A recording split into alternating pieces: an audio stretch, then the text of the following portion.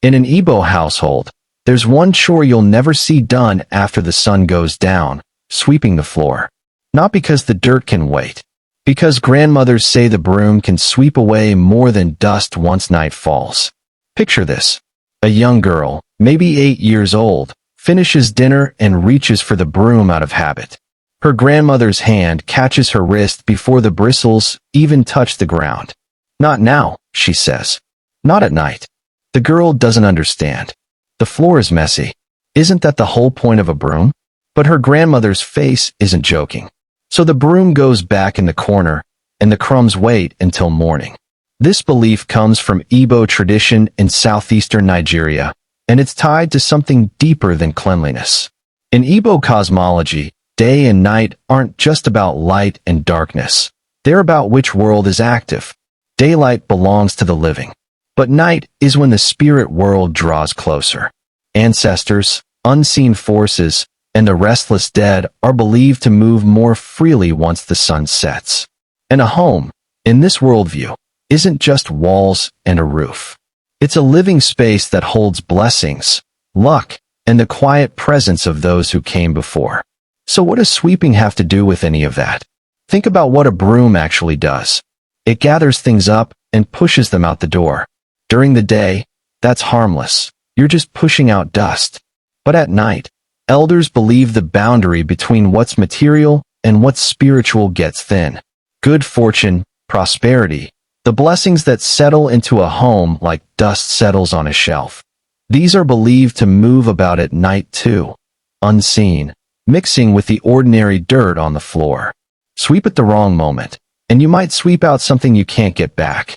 Some elders go further, warning that you could sweep a wandering spirit right into your neighbor's compound. And in a culture that values harmony between households, that's not a small thing. It's practically an insult you didn't mean to give.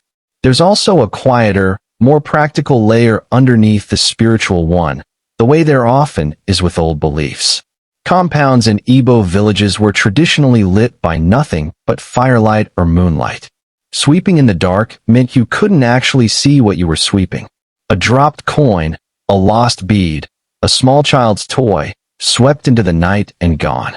So maybe the spiritual warning and the practical wisdom grew up side by side, until nobody could remember which one came first. That's how a lot of these traditions work. The practical becomes sacred, the sacred becomes practical, and somewhere in between, a rule is born that outlives its original reason. What's interesting is how this belief still lingers today, even in homes with electric light, where you can see every grain of dust on the tile. Grown women who've lived in cities for decades, who'd call themselves modern in every other way, will still pause at the broom closet once the sun goes down.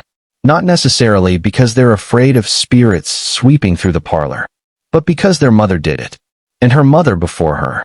There's a kind of comfort in keeping a rule alive even after you've stopped needing the reason for it. It becomes less about fear and more about memory, a small nightly ritual that quietly says, "This is who we are, this is where we come from." And maybe that's the real heart of it. The broom isn't really about luck or spirits at all, not entirely. It's about a family's way of moving through time together. A grandmother teaching a granddaughter not just what to do, but when to wait. A pause built into the day that says, some things are for daylight, and some things are better left until morning. So the next time dinner ends and the crumbs are scattered across the floor, and it's already dark outside, maybe let them wait. Not because you believe a spirit is watching, but because somewhere a long line of mothers and grandmothers did, and left this small, strange habit behind, like handwriting passed down through the family. What about your family? Was there a chore, a habit, a small rule nobody ever fully explained, but everyone still followed? Tell us in the comments. Some of the oldest wisdom isn't written in books. It's swept quietly into the corners of our everyday lives, waiting for someone to ask why.